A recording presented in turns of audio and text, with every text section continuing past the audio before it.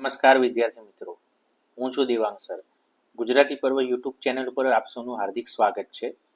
આજે આપણે જોઈશું ચેપ્ટર 12 ઝપક જ્યોત, અને આનો પાર્ટ 1 ઓલરેડી આપણે બનાવી દીધો છે. જો કોઈએ જોયો ના હોય તો જોઈ લેજો, તો તમને વિષય વસ્તુ બરાબર સમજાઈ જશે.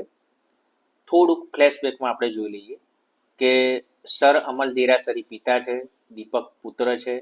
રાષ્ટ્રધ્વજ ચઢાવતા ચઢાવતા દીપક નીચે પટકાયો છે, જેની હાલત અત્યારે ગંભીર છે, અને માતા મેના અને બહેન ઉર્મિનો રોઈને રોઈને ખૂબ જ ખરાબ હાલ થઈ ગયો છે. હવે સ્ટોરી આપણે આગળ જોઈએ. આપણે હવે અહીંથી શરૂઆત કરીશું, અહીંથી ક્લિયર. હવે જોઈએ, દીપક ઝપકીને જાગે છે. એક જ મિનિટ બેટા, મારા ખ્યાલથી છે ને આપણે અહીંથી સ્ટાર્ટ કરવાનું છે. અહીંયા સુધી આપણે પાર્ટ 1 ની અંદર જોઈ લીધું છે, બરાબર. એટલે આપણે અહીંથી સ્ટાર્ટ કરીશું દીપકથી. દીપક મેનાની આંખો જોવા ઊંચી દ્રષ્ટિ કરી. બાહ, કેવું સરસ ગીત ગાય છે, ગીત છે. તને નથી આવડતું? ગાને. આવડતું હોય તો. ઉછળીને એક ચુમ્મી ચોડે છે, વાલ કરે છે પોતાના દીકરાને. નીચેથી આવતા લોકોના અવાજ સાથે મેના પણ જોડાય છે. મેના પણ ગાવા માંડી. અત્યારે દીકરો જે કહે છે દરેક જણ કરવા તૈયાર છે. જે ઝંડાને ગાંધીજીએ સ્ફટિક હૃદયથી ધવલ કીધો. ધવલ એટલે વ્હાઈટ રંગ. જે ઝંડાને ભગત જતીને રુધિર રંગ રંગી દીધો. ભગતસિંહ ના નામથી કોઈ અજાણ્યા નથી. ભગતસિંહ ને જતીન સ્વાતંત્ર્ય સેનાનીઓ હતા અને પોતાનો પ્રાણનો ત્યાગ કર્યો હતો. રુધિર એટલે લોહી. લીલા શાંતિ તણા નેજા, ભારતની ઓ ધર્મ ધજા. બરાબર. ભારતના એટલે રાષ્ટ્રધ્વજ લઈને જ બધા ચાલી રહ્યા છે. એના સન્માનની અંદર આ પંક્તિઓ લેખકે મૂકી છે. નીચેથી વાનર સેનામાં દીપકની જય ગરજી ઉઠે છે અને સૌ પસાર થઈ જાય છે. અચાનક દીપકની જય સંભળાવી એટલે દીપક ચમકશે. દીપક, બા એ કોની જય પુકારતા ગયા? દીપકની. માતાએ કીધું. જો અહીંયા જે કેરેક્ટર બોલે છે ને એનું નામ લખેલું છે, એટલે આપણે રિપીટ કરતા નથી એરિયા. દીપક કોણ? તું બેટા. તે આજે ધજા ચડાવતા માથું વધેર્યું એટલે સૌએ તારો જય જયકાર કર્યો. બરાબર. માથું વધેર્યું, બરાબર. આપણે શ્રીફળ વધેરીએ શબ્દ બોલીએ છીએ. એટલે માતા પણ શું અંદર ખાને છે કે તે દેશ પ્રેમનું કામ કર્યું છે, સારું કર્યું છે. બરાબર. તું અત્યારે ગંભીર થઈ ગયો છે એ વાત જુદી છે, બાકી તે કામ કોઈ ખોટું કર્યું નથી. તે બા ધજા ચડાવે તેની જય બોલાવે એમ તો તું ચડાવ ને. હું ઉર્મિને સુંદર ત્રણેય તારી જય બોલાવીશું. બરાબર. હવે જો માતા પ્રત્યે પ્રેમ છે કે મારી જય શું કામ, તું પણ કરતો તારી જય બોલાવે. મેના દીપકને એક ચૂમી લે છે. ઘડીક વાર આકાશમાં જોઈ રહે છે. બા જો, તારાઓ આંખો પટપટાવે છે. મારે આજે 9 વાગે ફરવા જવાનું છે, એની મને તેઓ યાદ આપે છે. તું આવીશ ને? જો મેં ફર્સ્ટ પાર્ટમાં પણ કીધું હતું કે વારંવાર આ શબ્દ આવશે 9 વાગે. હવે આનો ગૂઢ અર્થ છે એ આપણને પાઠના, અત્યારે હું તમને નહીં કહું, પાઠના અંતમાં જ કરીશું. પણ યાદ રાખજો, દીપક વારે ઘડીએ કહે છે કે બા મારે 9 વાગે ફરવા જવું છે. હા બેટા. ફરી થોડી વાર દીપકની આંખો આકાશની આંખોમાં આંખો પરોવે છે. બા, આકાશમાં તારા ઉગે અને ઓરડામાં કેમ નહીં ઉગતા હોય? હા, બંગલા ઉપર વાવટો ચડાવીએ તો ઓરડામાંય તારા ઉગે. મેનાની આંખોમાંથી 2 આંસુ સરી દીપકના જુલ્ફામાં અટવાઈ જાય છે. જુલ્ફા એટલે વાળમાં. એની માતાના આંખમાંથી આંસુ પડ્યા અને દીપકના વાળની અંદર જઈને અટવાઈ ગયા. બા, મને ઊંઘ આવે છે, હું સૂઈ જાઉં. પણ તું ઊંઘ આવે તોય ઉઠતી નહીં. બરાબર 9 ના ટકોરે મને ઉઠાડજે. હો. અને તમે, તું, ઉર્મી અને સુંદર તૈયાર રહેજો. બરાબર. પેલી જંગલમાં જવાની વાત કરી હતી ને, વાવટો ખોડવા. મેના દીપકને સુવાડી દે છે. સર અમલ પાસે આવી એનું માથું પંપાડવા લાગે છે. પિતા, હવે એમને પણ લાગે છે કે ના ભાઈ, મારો દીકરો મેન છે. અંગ્રેજ સરકારની નોકરી તો ગઈ સાદી ભાષામાં તેલ લેવા, પણ હવે તો મારે મારા દીકરા પાસે રહેવું છે. એમની આંખોમાં આંસુ સમાતા નથી. દીપક ફરી જાગે છે. બા, બપોરે ઉર્મી કહેતી હતી કે પાટાથી મારું મોઢું સરસ લાગે છે. અરીસો લાવ ને, જોવું તો ખરો. સર અમર અરીસો લાવી દીપકના મોઢા સામે ધરે છે. જો પિતાના થોડીક સ્નેહની સરવાણી ફૂટી રહી છે. થોડું પુત્ર વત્સલ ભાવ એમનામાં પેદા થઈ રહ્યો છે. દીપક અરીસામાં જોઈ રહ્યા છે. એમની આંખો ચમકવા લાગે છે. બા, પાટો જાણે રાષ્ટ્રધ્વજ જેવો લાગે છે. મારા લોહીનો લાલ રંગ, કાપડનો સફેદ રંગ અને લીલા રંગના બદલે મારો વાળ કે, બરાબર, જો જોઈન્ટ કરી દીધું એને કે ભાઈ મારો પાટો તો કે રાષ્ટ્રધ્વજ જ છે. અને રેટીઓ તો કેટલી વાર કહ્યું તો બાપુ ક્યાં લાવી દે છે. ગાંધીજી રેટીઓ કાઢતા હોય, આપણને સૌને ખબર છે, રોજ કરતો, જાઓ લઈ જાઓ તમારો અરીસો, અમારે તમારા અરીસામાં નથી જોવું. સર અમલ અરીસો લઈ જાય છે. થોડી વાર શાંતિ પથરાઈ જાય છે. દીપક ફરી આંખો ઉગાડે છે. બા, હું ફરવા જાઉં પછી તું ગાંધીજીને જેલમાંથી કાગળ લખીશ ને કે દીપક ફરવા ગયો છે, પણ એવું લાગજે કે દીપક જ્યાં હશે ત્યાં વાવટો ફરકતો રાખશે. હવે જો હાલત ખરાબ છે, પથારીમાંથી ઊભો થઈ શકે એવો નથી, છતાં વારંવાર નવના ટકોરે એ જે આપણે વાત કરીએ એ વારંવાર આવે છે. મેના એક બચી ભરી, હા બેટા જરૂર લખીશ પણ હવે તું સૂઈ જા.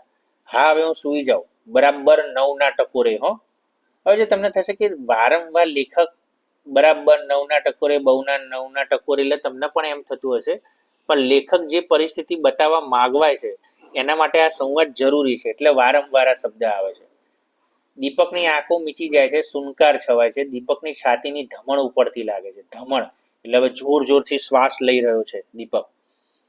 સર અમલ પાસે જઈને ઊંઘી ગયો લાગે છે. હા, પણ આંખમાંથી આંસુઓની ધારા વહે છે. ડોક્ટર કહે છે, મેનાબેન ઈશ્વર ઉપર શ્રદ્ધા રાખો, જેણે એને સર્જાવ્યો છે એ જ એનું સંરક્ષણ કરશે, એટલે ભગવાન સાચવશે એને. ડોક્ટર તમારે દીકરો છે? ના મેનાબહેન. તો બસ કરો. હવે જો માતા બહુ આવેશમાં છે, એટલે ડોક્ટરે તો સારું જ કીધું, પણ છતાં ડોક્ટરને ખખડાવે છે. ડોક્ટર આંટા મારવા લાગે છે. સર અમલ ઓશિકાની બીજી બાજુ નીચા વદને બેસી રહે છે. આ બધા તમારા પ્રતાપ. હવે માતાનો ગુસ્સો બરાબર ફૂટી નીકળ્યો. બરાબર, કે મારા પુત્રની જે હાલત થઈ છે એની પાછળ માત્ર ને માત્ર તમે જ જવાબદાર છો. સર અમલ, મેના તને એમ કહેવાનો અધિકાર છે, પણ જો તું મારા મનની સ્થિતિ જાણતી હોત ને, એટલે પિતા શું કે છે, હું રડી નથી રહ્યો એ વાત જુદી છે, પણ મારા મનની સ્થિતિ પણ કંઈ વખાણવા જેવી નથી. આંસુ લૂછતી, મારે તો હવે મન જેવું કશું રહ્યું જ નથી, કારણ કે પોતાના દીકરો આવી ખરાબ હાલતમાં પટકાયો છે. સર અમલ કહે છે, સંભવ છે મેના. રડી પડતી, વાહ રે પિતા, સી તટસ્થતા. બરાબર, ખરા પિતા છો તમે કે ભાઈ હજુ પણ પોતાના દીકરાની આવી હાલત જોઈને તમે થોડા શાંત પડતા નથી અને તમારામાં હજુ લાગણી દેખાતી નથી. વાસ્તવમાં લાગણી છે, પણ પિતા વ્યક્ત કરી શકતા નથી. સર અમાર મનની લાગણી, હું પુરુષ છું મેના. હવે આપણે ત્યાં સ્વાભાવિક એ સમયમાં તો પુરુષ જલ્દી રડે નહીં, બરાબર, એટલે શું કે છે, લાગણી તો મારામાં પણ છે, રડું તો મને પણ આવે છે, પણ તું સ્ત્રી છે એટલે રડે છે અને હું પુરુષ છું એટલે રડતો નથી. અને હું માતા છું અમલ, દીપક વિના મને. હવે જો માતાને પણ થોડો અંદેશો લાગ્યો છે કે દીપકની હાલત ખરાબ છે, કંઈ હાના નહીં થઈ જાય ને. ઘડિયાળમાં અહીંયા જુઓ બેટા, આ ખાસ આપણું મેન છે, બરાબર. અહીંથી જે વારંવાર વાત થતી હતી ને એ આ છે. ઘડિયાળમાં 9ના ટકોરા થયા. દીપક ઝપકીને જાગી જાય ને સૌ ચમકી રહ્યા છે. વારંવાર જો પેલો વાક્ય બોલતો હતો, બરાબર 9ના ટકોરે જગાડજો, હા, બરાબર 9ના ટકોરે જગાડજો, હા. અને અચાનક 9 વાગ્યા. જે દીપકની આંખો અત્યાર સુધી મીચાયેલી હતી એણે અચાનક આંખો ખોલી. બા, 9ના ટકોરા થયા નહીં? ચાલો ચાલો ત્યારે હું ફરવા ઉપડું. પછી બા, મેં વિચાર ફેરવી નાખ્યો છે, મેં એકલા જ જવાનું નક્કી કર્યું છે. જો આ સંવાદ જુઓ, ખરેખર કે પહેલા કે હું ધ્વજ ચડાવવા આપણે બહુ બધા જવાના હતા, પણ હવે આ રસ્તે હું એકલો જવાનો છું. એ રસ્તે તો એકલા જ સારું. બાપુ, ઉર્મી, જવું હો. અને બા, મોડી રાત સુધી પાછો ના ફરું તો મારી રાહ ના જોતી હો. એટલે મોડી રાત થઈ જાય હું પાછો ના હોય તો રાહ જોતી નથી. થોડી વારે, અને બા, ગાંધીજીને જેલમાં કાગળ લખવાનું ચૂકતી નહીં, ગાંધીજીને તું કહેજે. દીપક આંખો મીચી દે છે, બરાબર. હવે જો અહીંયા દીપક આંખો મીચી દે છે એનો અર્થ અહીંયા ઊંઘે છે એમ નથી, પણ જે બરાબર 9ના ટકોરે દીપક અહીંયા મૃત્યુ પામ્યો. શું થયું? દીપક મૃત્યુ પામ્યો. અચાનક હવે વાતાવરણ ફેર પડશે. બે બાકડી, બેટા બેટા, અવાજ ફાટી જાય છે. દીપકના શરીર ઉપર એ ઢગલો થઈ જાય છે. ઉર્મી રડવા લાગે છે. દીપક મૃત્યુ પામ્યો. માત્ર 12 વર્ષનો છોકરો. ડોક્ટર પાસે જઈને નાડી તપાસી. દીપક હોલવાઈ ગયો. જો અહીંયા કટાક્ષ છે, બરાબર. છોકરાનું નામ છે દીપક. દીપક એટલે દીવો, અને અહીંયા કીધું દીપક હોલવાઈ ગયો. દીપક હોલવાઈ ગયોનો અર્થ ડોક્ટરે છેલ્લું ચેકઅપ કરી લીધું, નાડી બંધ થઈ ગઈ છે, નાડી ચેક કરે. અને કહી દીધું કે દીપક ઉલવાઈ ગયું, એટલે દીપક હવે આ દુનિયામાં નથી. સર અમલ, અને આખું જગ અંધારું અંધારું, ઓ નથી ખમાતું. હવે પિતાનો લાગણીનો બંધ તૂટી ગયો. બરાબર, જે દીકરા માટે આ બધું કરતા હતા એ જ દીકરો હવે જગતમાં રહ્યો નથી. બે હાથમાં જોરથી માથું દાબી ઝરૂખામાં આંટા મારવા લાગે છે. એ પિતાની વેદના શું હશે જેનો 12 વર્ષનો છોકરો મૃત્યુ પામે છે. મેનાનું કલ્પાંત આખા ઓરડાને ધ્રુજાવી મૂકે છે. જોર જોરથી મેના રડી રહી છે. પવનની લહેરથી દીપકની લટોને એના હસતા ચહેરા ઉપર રમાડી જાય છે. બરાબર, એકદમ ભોળો માસૂમ ચહેરો છે અને એના મુખ ઉપર હાસ્ય છે મૃત્યુ વખતે. બરાબર, બરાબર 9ના ટકોરા થયા અને કીધું ને કે હું તો એકલો જ જઉં છું. વાસ્તવમાં એકલો જઉં છું નો અર્થ હવે હું મૃત્યુ પામું છું, તમે બધા સંસારમાં રહો, પણ મારે મારું જે કામ કરવાનું છે મેં કરી દીધું છે. હવે સર અમર ટેલિફોન પાસે જાય છે. યસ 1407, બરાબર, નંબર ડાયલ કરે, થોડી પડે. હા, કોંગ્રેસ હાઉસ. કોણ છો તમે? સાંભળે છે. પછી સ્વયંસેવક, એટલે તમે કોઈ વોલેન્ટિયર છો? બરાબર, કોંગ્રેસ ભવન, કોંગ્રેસે ચળવળ ઉપાડી હતી, ગાંધીજીએ કોંગ્રેસની સ્થાપના કરી હતી. હા જરી શિશિર કુમારને બોલાવો ને. એક વ્યક્તિનું નામ બોલે છે, આ શિશિર કુમાર, આ નામ યાદ રાખજો, જે વાસ્તવમાં આઝાદીની ચળવળ સંભાળી રહ્યા છે. એટલે શિશિર કુમારને બોલાવવાની વાત કરે છે. સંગ્રામ સમિતિની મીટિંગ ચાલે છે, તે નહીં આવી શકે. અરે એમ કેમ ન આવે? કહો કે સર અમલ દેરાસરી અગત્યના કામસર 2 મિનિટ બોલાવે છે. વારો. બરાબર, હવે આણે પોતાની ઓળખાણ આપી દીધી.